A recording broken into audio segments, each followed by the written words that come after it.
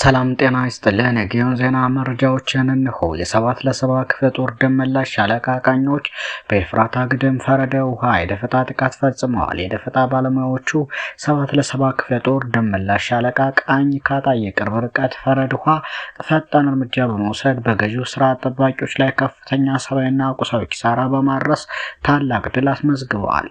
የአፋብኃ ሸዋ ጠቅላይ ግዛት አሳምነው 7 ለ7 ክፍለ ጦር ደመላሽ ሻለቃ ቃኝ ሌሊት 12 ሰዓት ላይ ካጣዬ ከተማ 3 ኪሎ ሜትር ብቻ ርቀት ላይ በሚገኘው ፈረድ ውሃ ቀበሌ ዘልቆ በመግባት ተመሽገው በነበሩ ያገዛዙ ጥምር ኃይሎች ላይ ድንገተኛ የማጥቃት እርምጃ ፈጽመዋል። በተደረገው ወታደራዊ እርምጃ 4 የስርዓቱ ጠባቂዎች ተደምስሰዋል። ጋሻው በዛ ለገሰ የፈረድ ውሃ ቀበሌ ሚሊሻ፣ በግዱ ተጫነ የላቃጣዬ ቀበሌ ሚሊሻ፣ ደምስ ፍስሐ ያላላ ቀበሌ ሚሊሻ፣ ስሙ ያልተለየ አንድ ተጨማሪ ሚሊሻ አባል ሲደመሰሱ በተጨማሪም የስርዓቱ ልዩ ጦር ክንፍ በሆነው በ104ኛ አየር ወለድ ኮማንዶ ላይ በውጊያው አንድ የኮማንዶ አባል ሲገደል 2 አባላት ደግሞ በጽኑ ቆስለው በሕክምና ላይ እንደሚገኙ ተረጋግጧል።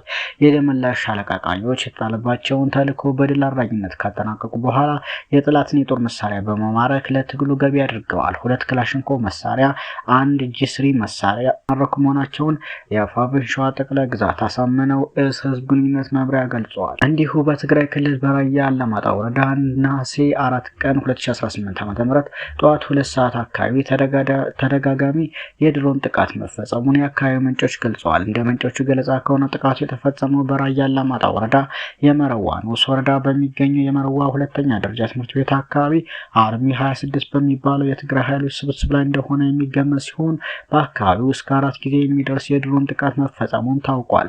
በዚህ ጥቃት በአካባቢው በነበሩ ንጹሃን ዜጎችም ሆነ በታጣቂ ኃይሎች ላይ የደረሰው የጉዳት መጠን እስካሁን በውል ያልታወቀ ሲሆን ድሮኑ አሁንም በአካባቢው አየር ላይ አሰሳ ማድረጉን ቀጥሏልም ተብሏል። ስለተፈጸመው የድሮን ጥቃት ስላስከተለው ጉዳት እስካሁን ድረስ ከፌዴራል መንግስትም ሆነ ከትግራይ ክልላዊ መንግስት የተሰጠ ይፋዊ መግለጫ የለም። ሌላው በራያ ግንባር የማጥቃት ትዕዛዝ ለመቀበል በምሽግ ውስጥ በተጠንቀቅ ላይ የነበረው የአገዛዙ ጦር መፍረሱ ተሰምቷል። የፈረሰውን ሰራዊት እንደገና ለማስተሳሰር የሰሜን ምስራቅ እዝ አዛዡ አቶ አሰፋ ቸኮል ራያ ቆቦ ገብተዋል። በራያ ግንባር በተለያዩ ምሽጎች ውስጥ ተመድቦ የነበረው የብልጽግና መከላከያ ሰራዊት ዛሬ ነሐሴ 4 ቀን 2018 ዓ.ም ፈርሶ አድሯል። ምሽግ ውስጥ በነበረው ሰራዊት መካከል በተቀሰቀሰ ግጭት አጥቢያ ሌሊቱን 3 ወታደሮች መገደላቸውም ለማወቅ ተችሏል። ውጊያው ሲጀመር ፈርሰው ወደ ፋኖ ይቀላቀላሉ በሚል የአማራ ተወላጅ ሰራዊት አባላትን ከፊት አሰልፎ የጥይት ማብረጃ ለማድረግ በመስመራዊ አዋጊዎች ትዕዛዝ መተላለፉን ተከትሎ ነው ግጭቱ የተቀሰቀሰውም ተብሏል። በተለይ በሆርማት ካምፕ አካባቢ የተቀሰቀሰው በዚህ እርስ በርስ ግጭት የ3 ወታደሮች ህይወት ወዲያውኑ ሲያልፍ ሌሎች በርካታ ወታደሮች ደግሞ ቆስለው በሞትና በህይወት መካከል እንዳሉም ታውቋል።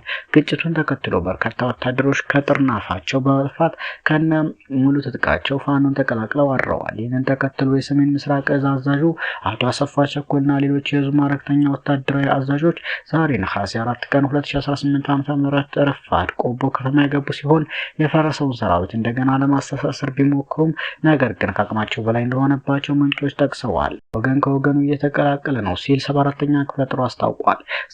ስቡ ማስከዳቱ ተጠናክሮ ቀጥሏል። ጀመሪው 50 አለቃ ከፍ ያለው 50ሉና 5 የሚሊሻ አባላት ከግንዶይንና ከዋብር ከተማ በመውጣት ፋኖን ተቀላቅለዋል። በዛሬው ዕለት ከግንዶይንና ከዋብር ከተማ ወጥተው 201ኛ ኮር 74ኛና 54ኛ ክፍለ ጦር የተቀላቀለ ሲሆን 50 አለቃ ከፍ ያለው 50ሉ የሻለቃ ዘመቻው አዛዥ ክላሽ 3 ካዘና ሙሉ ተተኳሽና መገናኛ ሬዲዮ በመያዝ ወደ 54ኛ ክፍለ ጦር ተቀላቀለ ሲሆን ይበልጣል የስጋት ሚሊሻ ወጣባቸው ጌታው አንተ ሙጬ ጸጋ ብርሃኑ አበረ ሙሉ ቀን ጌታው ሚሊሻ ይገኙበታል። አሁንም ቢሆን ወደ ወንድሞቻችሁ ተመለሱ ነው በክብር እንቀበላቸዋለን በማለት ፋኖ ጥሪውን አቅርበዋል። ይህ በእንዲህ እንዳለ በምስራቅ ወለጋ አንገር ጉትን ከተማ በአማራ ተወላጆች ላይ ከባድ ጥቃት ተከፍቷል።